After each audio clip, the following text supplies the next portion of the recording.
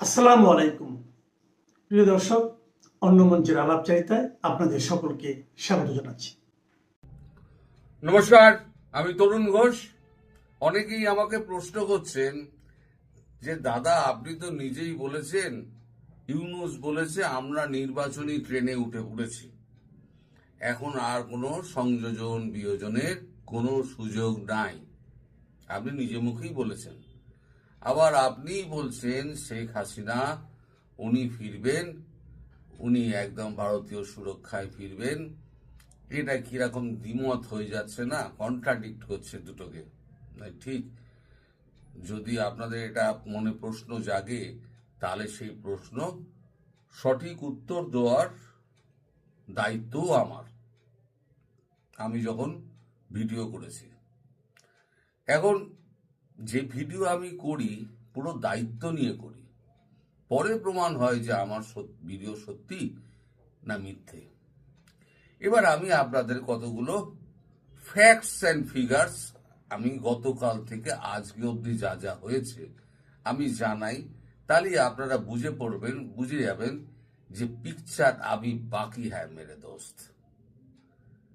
আপনি পৃথিবীতে এমন কোন নির্বাচন দেখেছেন, নির্বাচন ঘোষণা হয়েছে অথচ তার গণনার তারিখ ঘোষণা হয়নি, তার ফলাফলের তারিখ ঘোষণা হয়নি?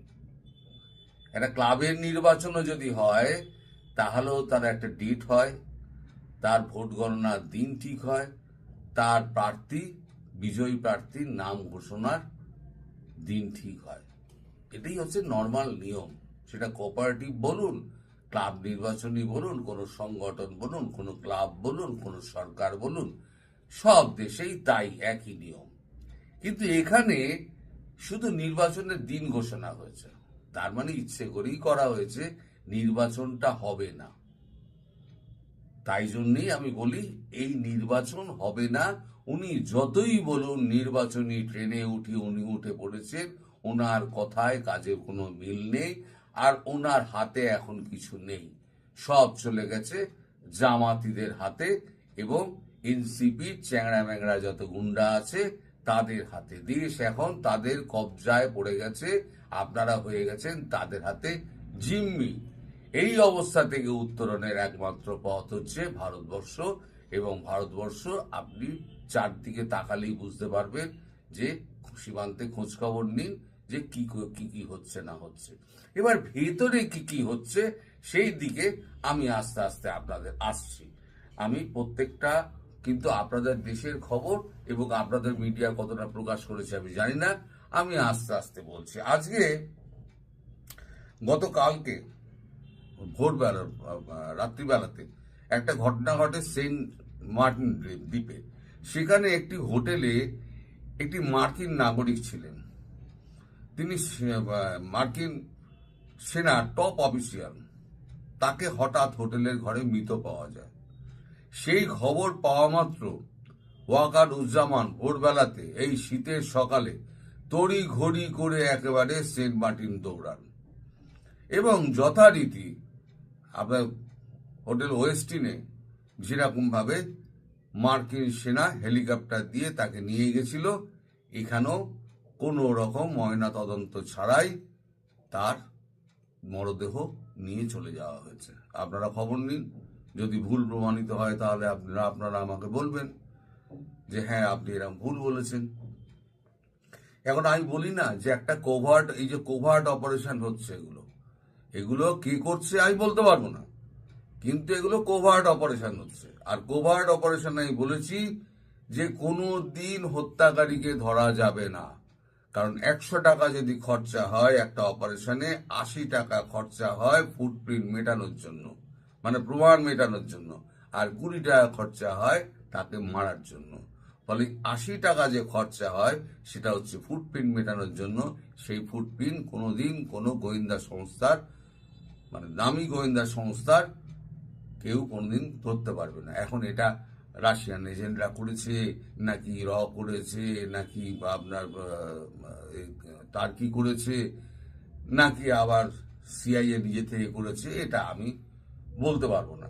তবে এই ঘটনা ঘটেছে। আজকে সকালবেলা 6:30 নাগাদ হঠাৎ আপনাদের এই অ্যাটলান্টা ওশান শিপে হঠাৎ আগুন ধরে যায়, সেখানে 3 জন মারা যায়। শিপ যাচ্ছিল নিজের মতো, সেন্ট মার্টিন দ্বীপে যাচ্ছিল, সেখানে পর্যটক ছিলেন, কিন্তু বেছে বেছে 3 জন এমন মারা যান তারা বিতর্কিত ব্যক্তি। এবার আপনারা খোঁজ নিন সেই বিতর্কিত ব্যক্তি কারা।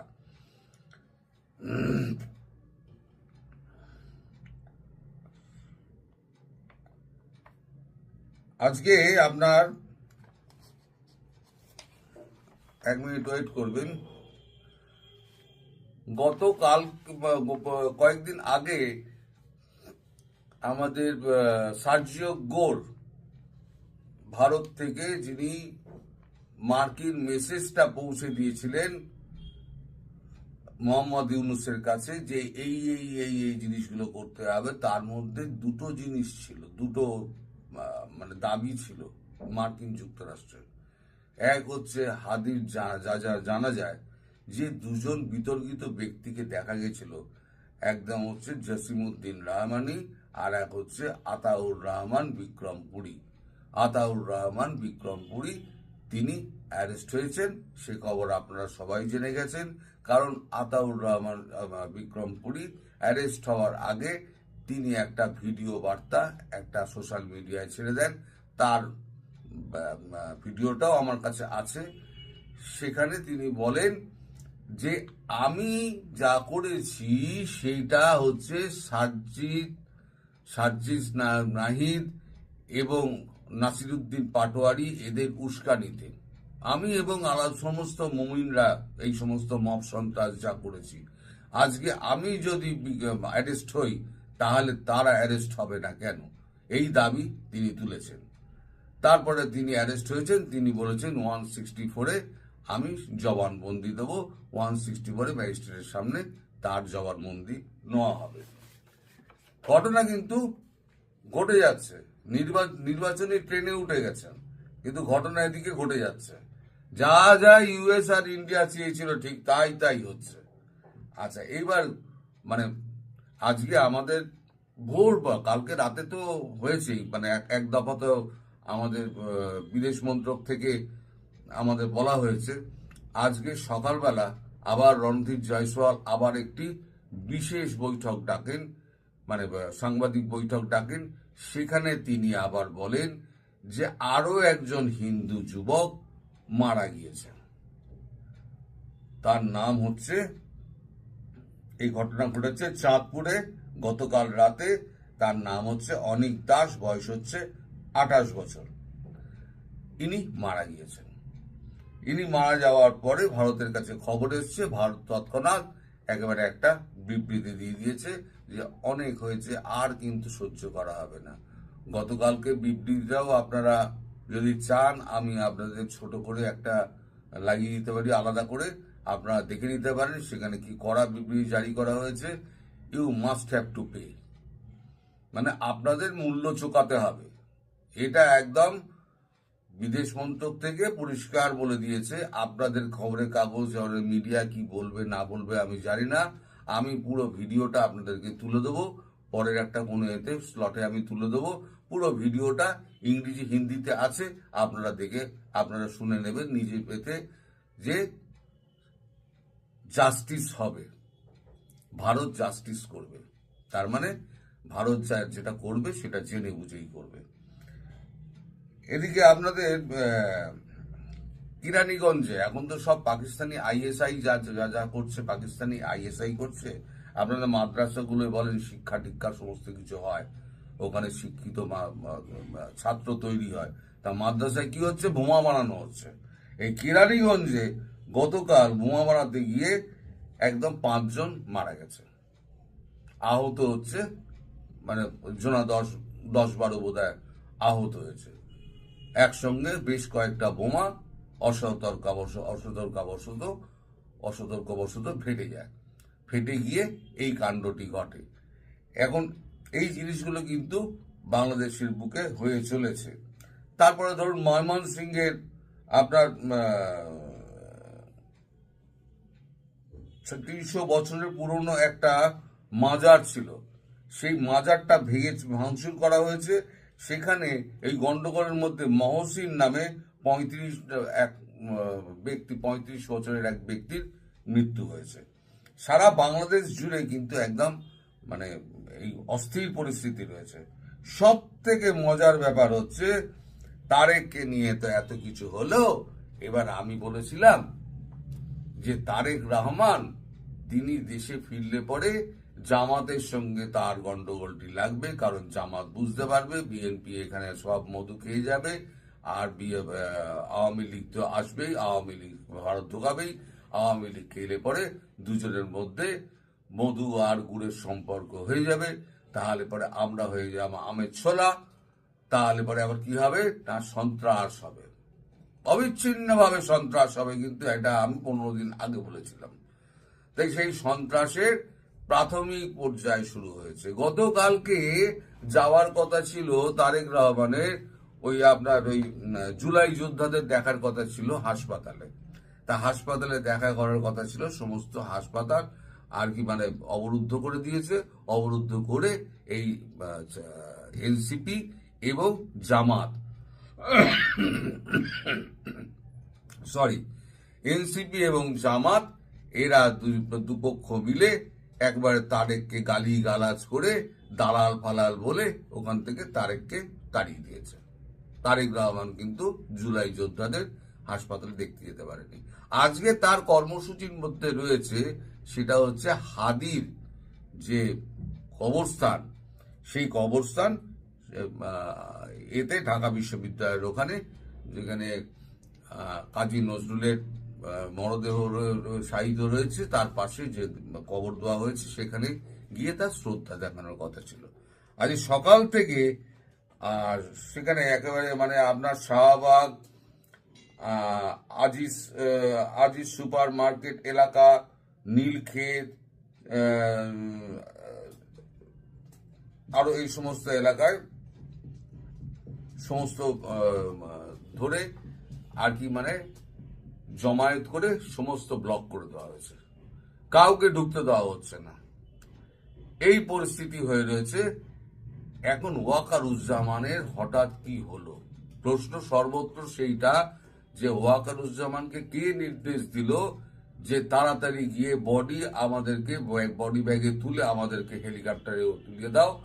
ওয়াকারুজ্জামান দেখা যাচ্ছে খালি গায়ে মানে হাফ শার্ট পরে তার সঙ্গী সাথীদের নিয়ে একটি বোটে করে সামনের দিকে দাঁড়িয়ে তিনি সেন্ট মার্টিনের উদ্দেশ্যে যাচ্ছেন এই শীতের সকালে বেলা। তাহলে কি এমন তারা তার ছিল?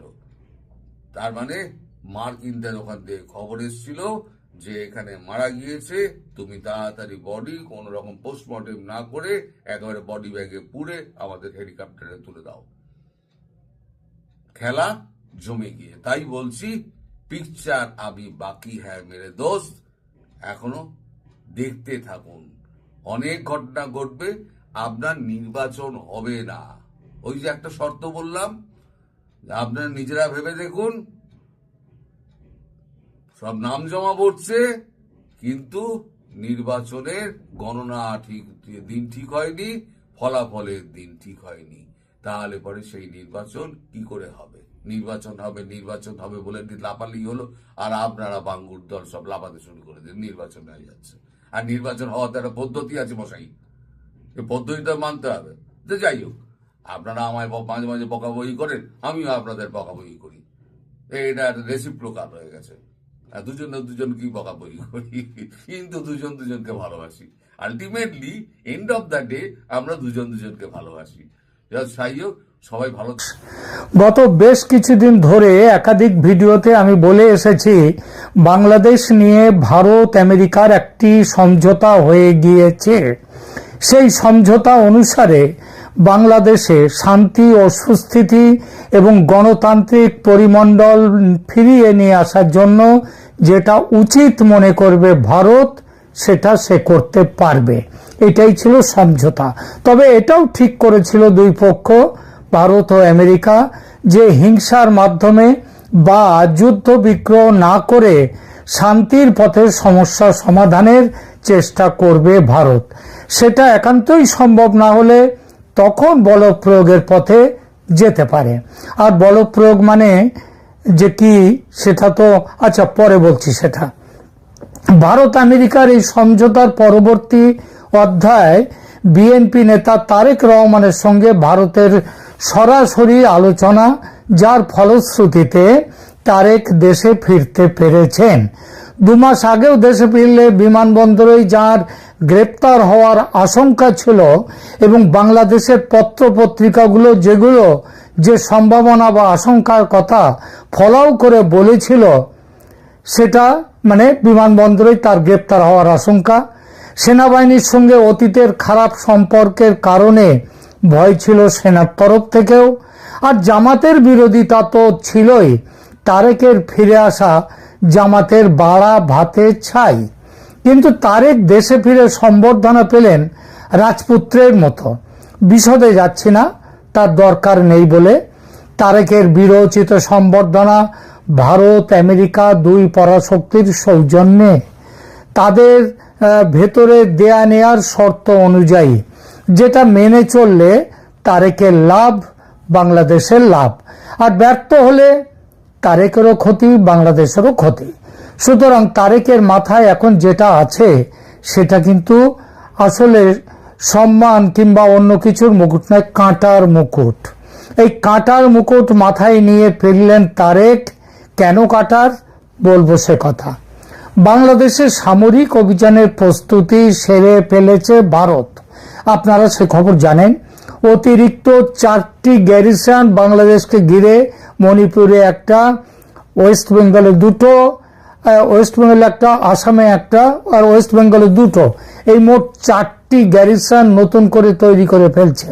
কিন্তু সেসবগুলো হয়ে গেছে, সব ব্যবস্থা করা। কিন্তু পুরনো সুসম্পর্কের জেরে এবং প্রতিবেশী দেশ হয়ে জড়াতে চাইছে না ভারত যুদ্ধে। এই পরিস্থিতিতে আসরে এসেছেন তারেক রহমান। তারেক ভালোভাবেই জানেন তিনি না ফিরলে ফেব্রুয়ারির ভোটে বিএনপির কোনো ভবিষ্যৎ নেই। আর আওয়ামী লীগের অনুপস্থিতিতে দুর্বল বিএনপিকে হারিয়ে জামাতের নেতৃত্বে ইসলামপন্থীরা জিতে যাবে। আবার নির্বাচন না হলে জামাত বর্তমানে যেভাবে ক্ষমতা দখল করে দেশ চালাচ্ছে সেটাও চলতে থাকবে। এটাকে বলে যেন ক্যাচ 22 সিচুয়েশন। কোন দিকে যাবে, নির্বাচন চাই আবার নির্বাচন চাই না। এই ক্যাচ 22 সিচুয়েশনে বিএনপির ওপর বা তারেক রহমানের ওপর বাজি ধরেছে ভারত। আর তারেকও বুঝেছে এবারের এই সুযোগ ধরতে না পারলে এ জন্মে তার আর দেশে ফেরার সম্ভাবনা নেই। বিএনপির ভবিষ্যৎ অন্ধকার। সুতরাং আমেরিকার পরোক্ষ সমর্থন আর ভারতের প্রত্যক্ষ সম্মতি ও ব্যবস্থাপনায় দেশে ফিরেছেন তারেক। সেনাবাহিনী চুপচাপ আছে বটে, তবে তাদের একটা বড় অংশ আলটিমেটলি তারেকের সঙ্গে থাকবে। ভারত ও আমেরিকার যৌথ নির্দেশ।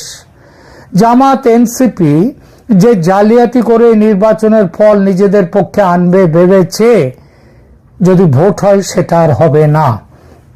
একটা প্রশ্ন তবু থাকে, মোহাম্মদ ইউনূসের ভূমিকা কি হবে? কারণ তিনি এখনো প্রধান উপদেষ্টা বটে। তবে খেয়াল করলে দেখবেন গত অন্তত 1 সপ্তাহ, কমপক্ষে 1টি সপ্তাহ, ওই হাদির মৃত্যুর পরে পুরো জিনিসটা ঘেঁটে যাওয়ার পর থেকে ইউনূসের চোখ মুখের ভাষাটা পাল্টে গেছে। এটা একটু খেয়াল করলে দেখবেন এখন যেন তিনি 20 দাঁত ভেঙে দেয়া কেউটে সাপ। তিনি চলে যেতে পারলে এখন বাঁচেন। আমেরিকা তো বটেই, ভারতের কাছেও তিনি আবেদন করছেন নিষ্কৃতি দেওয়ার জন্য। ভারত রাজি নয় এবং আমেরিকাকেও বলেছে রাজি না হতে।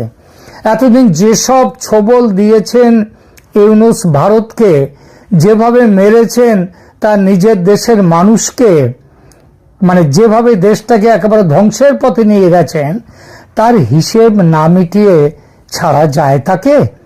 এটা মোটামুটি স্পষ্ট এখন যে ভারতের সঙ্গে সমঝোতা করে দেশে ফিরেছেন তারেক। কোথাও কোনো গোলমাল হয়নি বটে, তবে সেটা এখনো পর্যন্ত হয়নি। যে কোনো মুহূর্তে তার প্রাণনাশের চেষ্টা হতেই পারে। বেনজির ভুট্টোকে কিভাবে মারা হয়েছিল মনে আছে তো নির্বাচনী মিটিংয়ে, সেখানে তারেককেও যে মারা হবে না, অন্তত একেবারে নির্বাচনের দিন শেষ দিন পর্যন্ত কিন্তু এটার সম্ভাবনা আছে। এই চেষ্টায় সেনাবাহিনীর একটা অংশ আছে, তার প্রাণ ন্যাসের চেষ্টা করতেই পারে। যারা তীব্র জামাত অনুরাগী তারা, ভারত ঝুঁকি নিতে চায়নি। তাই একটা সূত্র খবর দিচ্ছে, সত্যি কিনা জানি না, তবে সে তো একেবারে খুব স্পষ্ট করে খবরটা দিচ্ছে যে তারেকের ঢাকায় আসার এক সপ্তাহ আগেই দিল্লি থেকে একদল গোয়েন্দা ঢাকায় এসেছেন। তারা ডিজিএফআই এর সঙ্গে বসে তারেকের জন্য একটা নিরাপত্তা বেষ্টনী তৈরির কাজ চূড়ান্ত করেছে। এরা ছাড়াও ভারতের সর্বোচ্চ পর্যায়ের নেতা মন্ত্রীদের নিরাপত্তার দায়িত্বে থাকে যে এসপিজি বা স্পেশাল প্রোটেকশন গ্রুপ, তাদেরও 4 সদস্যের একটা টিম রয়েছে তারেক রহমানকে ঘিরে। এই 4 জনের 2 জন পশ্চিমবঙ্গের বাঙালি যুবক, একজন পাঞ্জাবের, আর একজন নাকি দক্ষিণ ভারতের মুসলিম যুবক। এরা সবাই বাংলায় কথাবার্তা সব খুব ভালো বলতে পারেন। ভারত জানে গুপ্ত ঘাতক যে কোনো মুহূর্তে তারেকের প্রাণনাশের চেষ্টা করবে, তাই কোনো ঝুঁকি নিতে চায়নি। ঝুঁকিটা ভারত নিতে চায়নি, কারণ তারেকের বেঁচে থাকার উপর নির্ভর করছে আগামীর বাংলাদেশ কিভাবে যাবে। তাকে যে নিয়ে সাফল্যের একটা চেষ্টা করা হচ্ছে, সেটার দিকে যাবে, সেটা যাবে নাকি সেটা হেরে যাবে, সেই চেষ্টা সেটা নির্ভর করছে এই মুহূর্তে অন্তত তারেকের বেঁচে থাকার উপর। তো যেভাবে বাংলাদেশকে বাঁচানোর যে প্ল্যানের মধ্যে নিয়ে আসা হয়েছে, তারেককে নিয়ে এসছে ভারত আমেরিকা যৌথভাবে, তবে প্রত্যক্ষত এবং মূলত ভারত সেইটা কথাবার্তা চালিয়েছে। সেখান থেকে বাংলাদেশ থেকে তাদের সেই এগুলো হলো 1 নম্বর, বাংলাদেশ থেকে বর্তমানের পরোক্ষ যে জামাতি শাসন চলছে ইউনূসের মাধ্যমে সেই শাসনের অবসান ঘটানো, ভবিষ্যতে যাতে জামাতি শাসন না হতে পারে সেটা দেখা, এরপর দেশে গণতন্ত্র ফিরিয়ে আনা, যার অর্থ যত দ্রুত সম্ভব আওয়ামী লীগের উপর থেকে নিষেধাজ্ঞা প্রত্যাহার করা, শেখ হাসিনার দেশে ফেরা নিশ্চিত করা, আদালতের দেয়া দীর্ঘমেয়াদের কারাবাসের আদেশ প্রত্যাহার করে তারেক রহমানকে যদি দেশে ফিরিয়ে নেওয়া যায়, এমনকি মৃত্যুদণ্ড পাওয়া সন্ত্রাসবাদীদেরও যদি মুক্তি দেওয়া যায়, তাহলে শেখ হাসিনাকেও মুক্তি দেওয়া যাবে। ধর্মীয় সংখ্যালঘুদের জীবন, সম্পত্তি ও সম্মান সুনিশ্চিত করবে, সেটাও একটা এই প্ল্যানের অংশ। আরও আছে পাকিস্তানপন্থীরা যাতে প্রশাসনকে দখল না করতে পারে সেটা নিশ্চিত করা। এক কথায় বাংলাদেশকে নিজের সত্যিকারের প্রতিবেশী হিসেবে পেতে চায় ভারত। এটা কোনো প্রভুত্ববাদী নয়, কিংবা একজন প্রভু আর একজন চাকর তা নয়। এটা হচ্ছে প্রতিবেশী হিসেবে সুখে দুঃখে একসাথে ভালোভাবে বেঁচে থাকা, যেটা ছিল শেখ হাসিনার আমলে। এই দায়িত্ব নিয়ে ফিরেছেন তারেক রহমান। তিনি সফল হলে লাভ শুধু তার নিজের নয়, বাংলাদেশের। সফল হলে তারেক শুধু রাজনৈতিক নেতা বা পলিটিশিয়ান হিসেবে পরিচিত হবেন না, তিনি পরিচিত হবেন, ইতিহাস তাকে মনে রাখবে, একজন রাষ্ট্রনায়ক বা স্টেটসম্যান হিসেবে। ইউনূসের অন্ধকার শাসন থেকে দেশকে আলোয় ফিরিয়ে আনার নায়ক হিসেবে।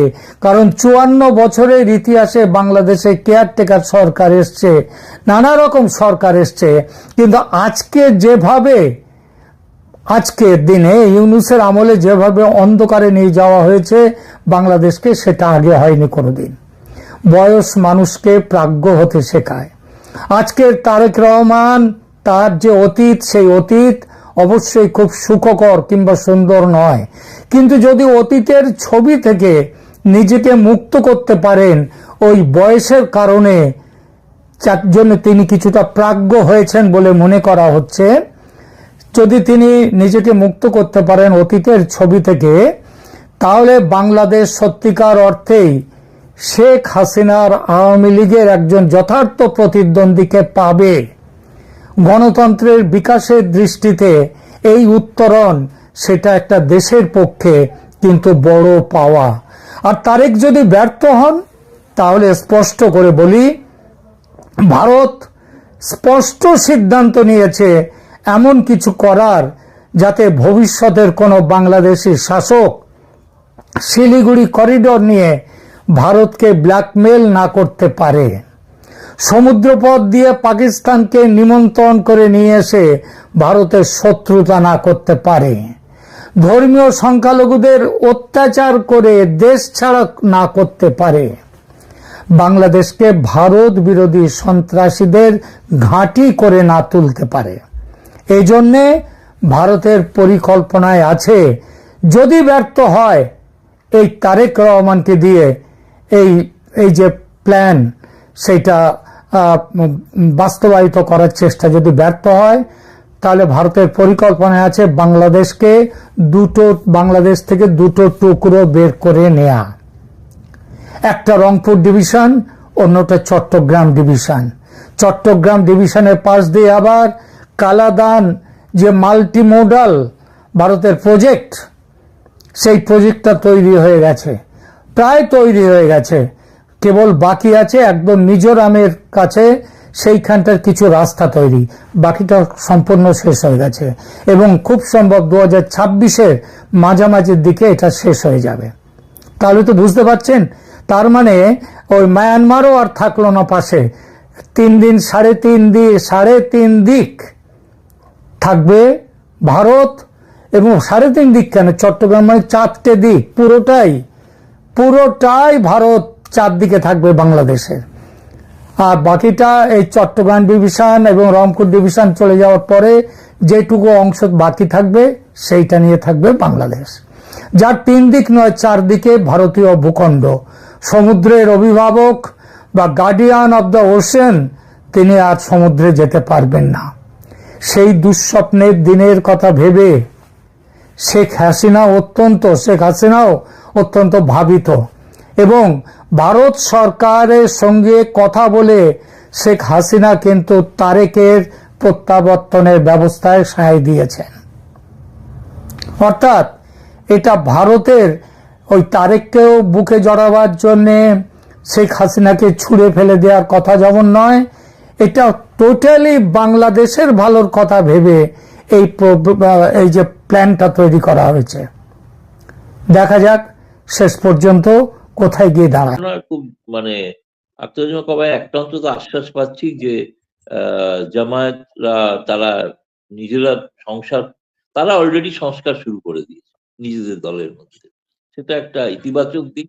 আমি জানি না ভারত সরকারের সঙ্গে কোনো যোগাযোগ হয়েছে কি হয়নি, শোনা যায় যে নাকি যোগাযোগ করার চেষ্টা হচ্ছিল কিন্তু হয়নি। এখন আখতারুজ্জামান সাহেবই দায়িত্ব নিক, তিনি গিয়ে যোগাযোগ করুন, দরকার হলে আমি বলেন এইটুকু খালি করতে পারি যে আমি আখতারুজ্জামানের কথা আমি ভারতের সাউথ ব্লকে, নর্থ ব্লকে নয় সাউথ ব্লকে পৌঁছে দিতে পারি আর কি, যাতে ওনার সঙ্গে কথা বলেন আর কি, দেখেন ওনারা কি চাইছেন কি বলছেন। না আমাদের এখানে কিন্তু পররাষ্ট্র মন্ত্রণালয়ের যে রিপোর্ট যেটা পেশ হয়েছে সংসদে, তাতে কিন্তু স্পষ্ট ভাষায় বলা হয়েছে সকল পক্ষের সঙ্গে কথা বলতে, নির্দিষ্ট করে বলা হয়নি যে অমুকের সঙ্গে কথা বলবেন না, কেউ অচ্ছুত এটা বলা হয়নি, বলা হয়েছে সকলের সঙ্গে আপনারা কথা বলুন। আর এই রিপোর্টে কিন্তু এখনো বলা আছে আপনার ওখানে যত যাই ঢাকঢোল পেটানো যা দেখছেন, কিন্তু সেই রিপোর্টে এটাও বলা আছে নির্বাচন নিয়ে এখনো অনিশ্চয়তা আছে, নির্বাচন হবে কিনা এই নিয়ে কিন্তু নিশ্চিত। আজকে যেমন ব্রিফিং এ একটা প্রশ্ন ছিল যে আচ্ছা আওয়ামী লীগ ছাড়া যদি নির্বাচন হয় তাহলে কি আপনারা মেনে নেবেন সেই নির্বাচন? প্রথম কথা তার জবাবটা ঘুরিয়ে দিয়েছেন, সরাসরি কথা বলেননি, বলেছেন যে আমরা চাই সকল পক্ষের অংশ, সেটা বলতে যা বোঝায় তাই, কিন্তু কেন বলছি না যে মানবো কি মানবো না, কারণ নির্বাচন আগে হোক, নির্বাচন এখন হওয়ার এখন তো দেরি আছে, ফেব্রুয়ারি 12 তারিখ আসুক, তখন বাকি মত প্রকাশ করা যেতে পারে, সেগুলো of the record, on record নয়। অন রেকর্ডে ব্রিফিং এ দেখবেন আছে প্রশ্ন, আমারও প্রশ্ন ছিল, আমিও প্রশ্ন করেছি যে বাংলাদেশ রিপোর্টে বলা হয়েছে বাংলাদেশকে একটা সিকিউরিটি চ্যালেঞ্জ এখন ভারতের জন্য, সেটারও উত্তর কিন্তু এড়িয়ে গিয়ে বলা হয়েছে যে ভারত চায় বাংলাদেশের মানুষের সাথে তাদের কল্যাণে সহযোগিতামূলক সম্পর্ক রাখতে, এটা কিন্তু ভারত থেকেও বলা হয়েছে। ভারতের যে আপনি যেগুলো বলছেন, দেখুন আপনি যদি হাদির কথাটাই আমি তুলি, হাদির কথাটাই যদি দেখেন, হাদির মৃত্যু কিভাবে হলো আজ পর্যন্ত ইউনূস সরকার কোনো তদন্ত কমিটি তৈরি করে তদন্ত করে। হাদির ভাই তো, আমি কেন বলতে যাবো, আপনারা যাই বলুন, আমি কেন বলতে যাবো আপনাদের কথা? আপনার, ওর ভাই বলছে ইউনূস হত্যা করিয়েছে, সেটা তো আমাদের কাছে তো বড় অস্ত্র, তাই না? ওর ভাই বলছে যে ও তো ইউনূস হত্যা করিয়েছে, কেন না নির্বাচন পেছাবে বলে। তা আমাকে আর ভারতকে বলার দরকারই তো পড়ছে না, আপনার তো বাংলাদেশি জনগণই বলছে। তো বাংলাদেশের জনগণই সন্দেহ প্রকাশ করছে ইউনূস নিয়ে। আমাদের তো, আমার মনে হয় আপনি ঠিকই বলেছেন যে ভারতের এত কথা বলার দরকার নেই। বাংলাদেশের মানুষ ধীরে ধীরে মুখ খুলতে শুরু করেছে এবং মুখ খুলছে, তারাই তাদের সরকারকে চিনতে পারছে।